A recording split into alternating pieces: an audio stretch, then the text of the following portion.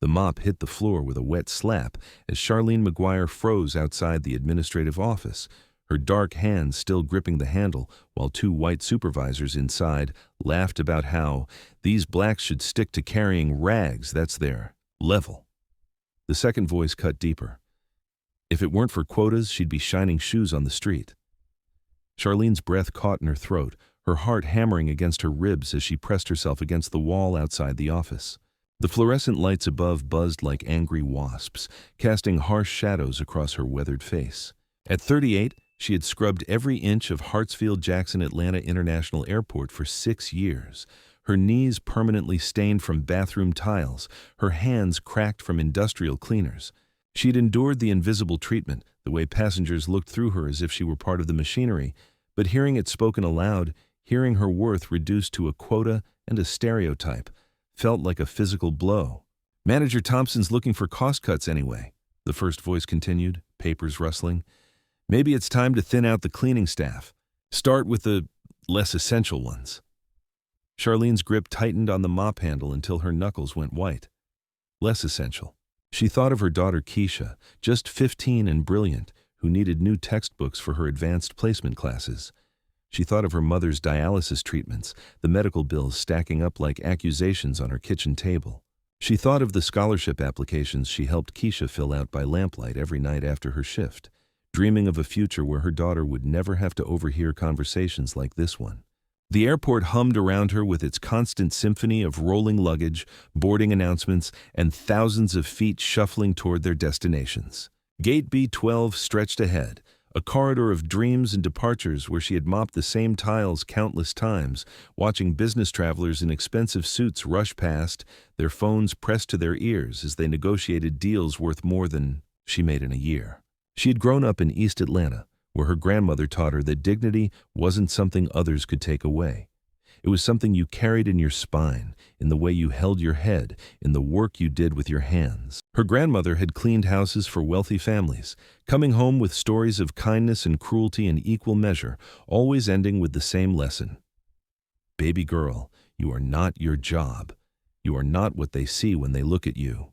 You are what you do when nobody's watching. But somebody was always watching at the airport. Security cameras tracked her every movement, supervisors timed her bathroom breaks, passengers looked through her as if she were invisible. The irony wasn't lost on her.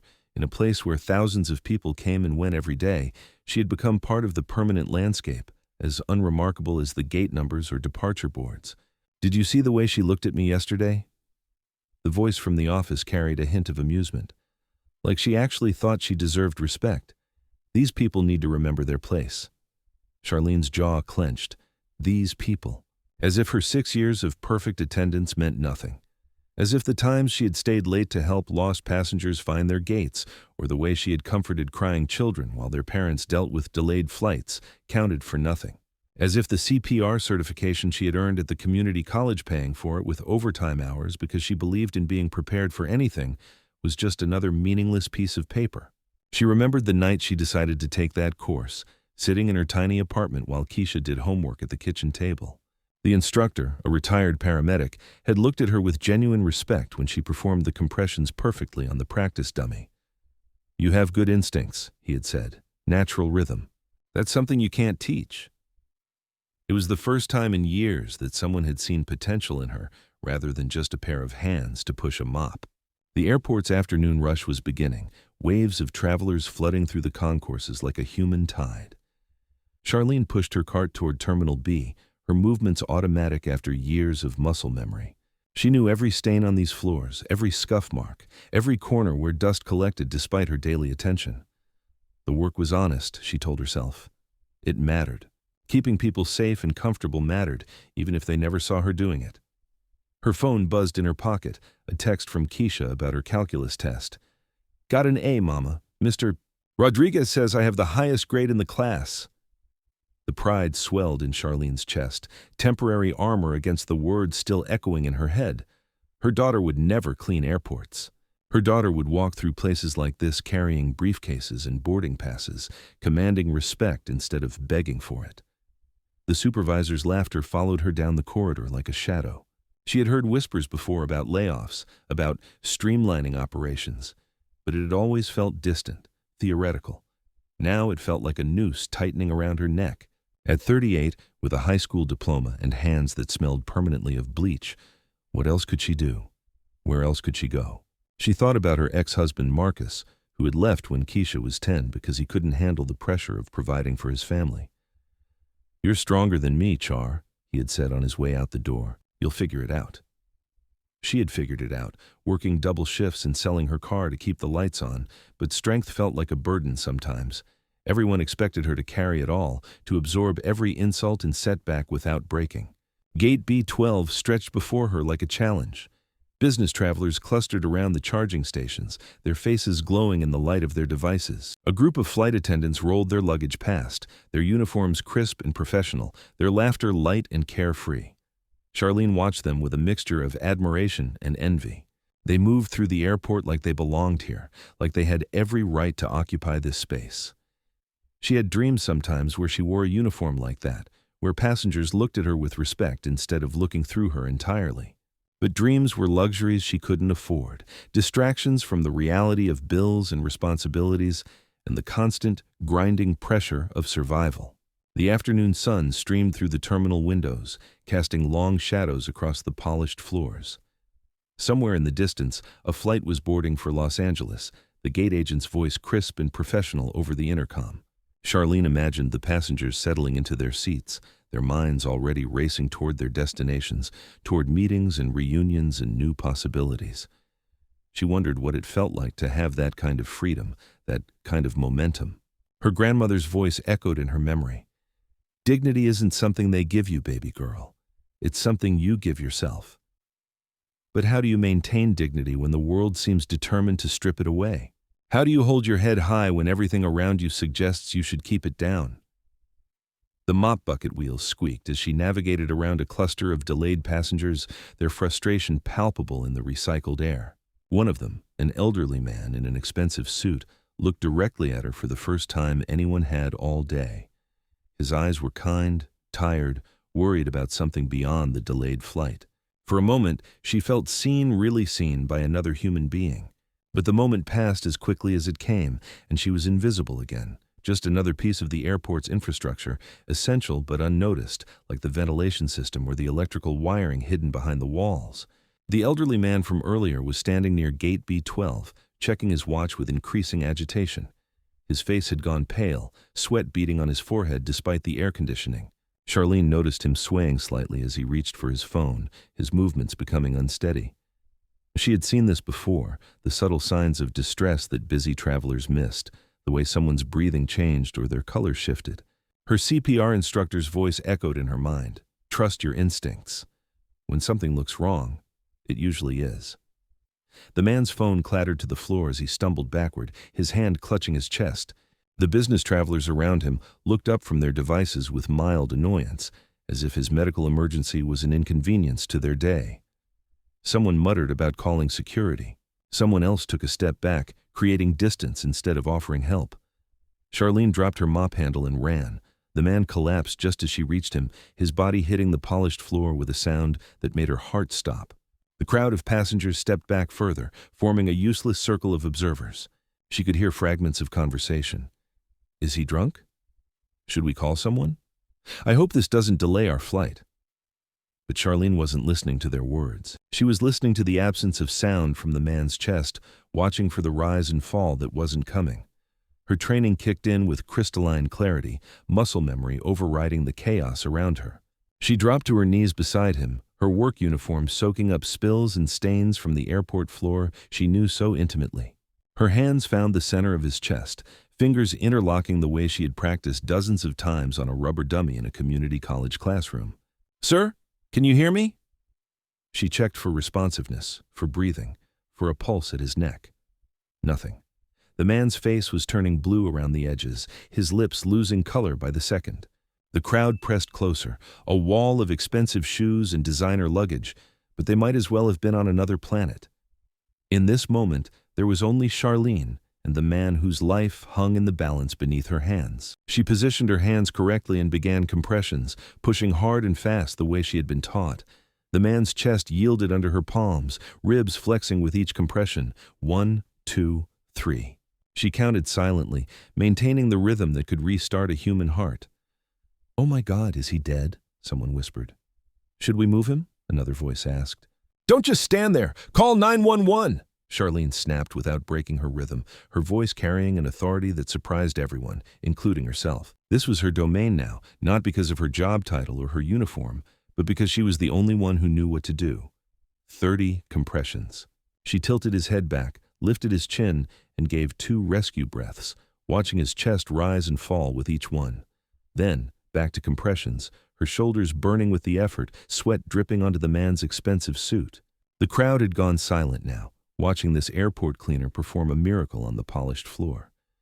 She could feel their eyes on her, but for the first time in years, their attention didn't make her want to disappear. She was exactly where she needed to be, doing exactly what she was meant to do. 1 minute passed. 2 minutes. Her arms ached, but she didn't slow down. She had saved for months to take that CPR class, walking to work for weeks to afford the certification fee. Every dollar had been an investment in this moment, though she never could have imagined it would unfold like this. "Come on," she whispered to the unconscious man. "Come back to us." And then, like a prayer answered, he gasped. His eyes fluttered open, unfocused but alive. His chest began to rise and fall on its own, shallow but steady. Charlene sat back on her heels, her hands trembling with exhaustion and relief. The crowd erupted in amazed chatter, but she barely heard them. She was focused on the man's face, watching color return to his cheeks, listening to the beautiful sound of his breathing. "You're okay," she told him, her voice gentle now. "Help is coming. Just stay with me." Airport security arrived first, followed quickly by paramedics who confirmed what everyone had witnessed. Charlene Maguire had saved a man's life with nothing but her hands and her training and her absolute refusal to stand by and watch someone die. As the paramedics loaded the man onto a stretcher, he grabbed Charlene's hand with surprising strength. "Thank you," he whispered, his eyes locked on hers. "What's your name?" "Charlene," she said simply. "Charlene Maguire." "I won't forget that name," he promised as they wheeled him toward the ambulance. The crowd began to disperse, but their phones were already out, recording, sharing, uploading the story of the airport cleaner who became a hero. By evening, the video would have millions of views. By morning, reporters would be calling. But Charlene didn't know any of that yet. She only knew that she had done what needed to be done, that her grandmother would have been proud, and that somewhere in this vast airport, her mop and bucket were waiting for her to finish her shift. 3 days later, a black sedan pulled up to the airport's employee entrance. The woman who stepped out wore a tailored suit that cost more than Charlene made in a month, her silver hair perfectly styled, her presence commanding immediate attention from everyone in the vicinity. "I'm looking for Charlene Maguire," she announced to the security guard, her voice carrying the kind of authority that came from boardrooms and television studios. The guard's eyes widened with recognition. This was Victoria Sterling, the famous defense attorney whose face graced magazine covers and primetime news shows. She was also the daughter of the man whose life Charlene had saved. "I'll call her down," the guard stammered, reaching for his radio. But Victoria was already walking toward the terminal, her heels clicking against the polished floors that Charlene knew so well. She had been trying to reach the hero for days, but the airport's bureaucracy had made it nearly impossible. So she had come in person with a plan that would change everything. Charlene was cleaning the same bathrooms she had been assigned for 6 years when her supervisor found her, his face flushed with excitement and confusion. "Maguire, you need to come with me." "Now?" She followed him through corridors she usually traveled alone, past the administrative offices where she had overheard those crushing words just days earlier. But the hallways felt different now, charged with possibilities she couldn't yet understand. Victoria Sterling was waiting in the airport director's office, surrounded by men in expensive suits who looked simultaneously impressed and uncomfortable. The moment Charlene walked in, Victoria stood and extended her hand. "Ms. Maguire, I'm Victoria Sterling. You saved my father's life." The handshake was firm, equal, respectful, everything Charlene had been denied for years. Victoria's eyes held the same kindness she had seen in her father's face during those crucial moments on the terminal floor. "How is he?" Charlene asked, because that was all that mattered to her. "He's going to make a full recovery thanks to you." Victoria's voice carried genuine emotion. "The doctor said another minute without CPR and he would have died. You gave him back to our family." The airport director, a man who had never spoken to Charlene directly in 6 years, cleared his throat nervously. "Ms. Sterling has asked to meet with you about a job opportunity." Victoria smiled, and it transformed her entire face. "The kind of courage and quick thinking you demonstrated doesn't belong behind a mop bucket.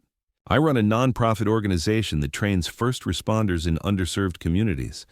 We need someone who understands both the technical skills and the human element of emergency response." Charlene felt the world tilt on its axis. "I don't have a college degree." "You have something better. You have instincts, training, and the kind of character that doesn't hesitate when lives are on the line." Victoria leaned forward. "We'll provide additional training, full benefits, and a salary that reflects your actual value. Are you interested?"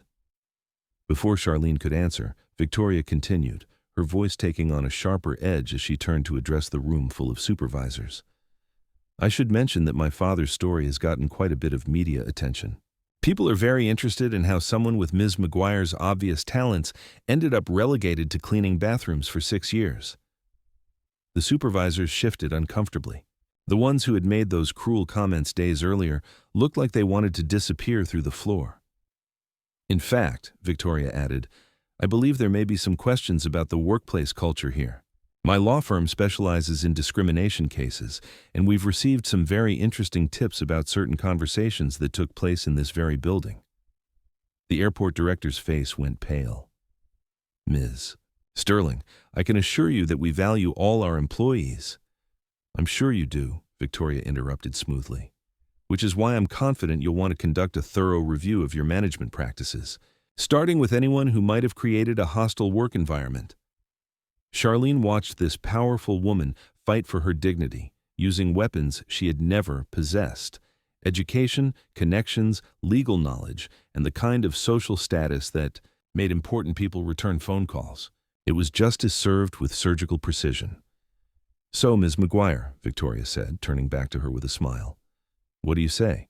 Ready to save some more lives?" Charlene thought of her daughter Keisha, who would see her mother walk into a career that matched her capabilities. She thought of her grandmother, who had taught her that dignity was something you carried inside, but who would have loved to see the world finally recognize it too. She thought of all the times she had been invisible, all the moments when her worth had been measured by the color of her skin and the humility of her work. And she thought of that moment on the airport floor when none of that mattered, when she was simply a human being saving another human being. "Yes," she said, her voice steady and sure. "I'm ready."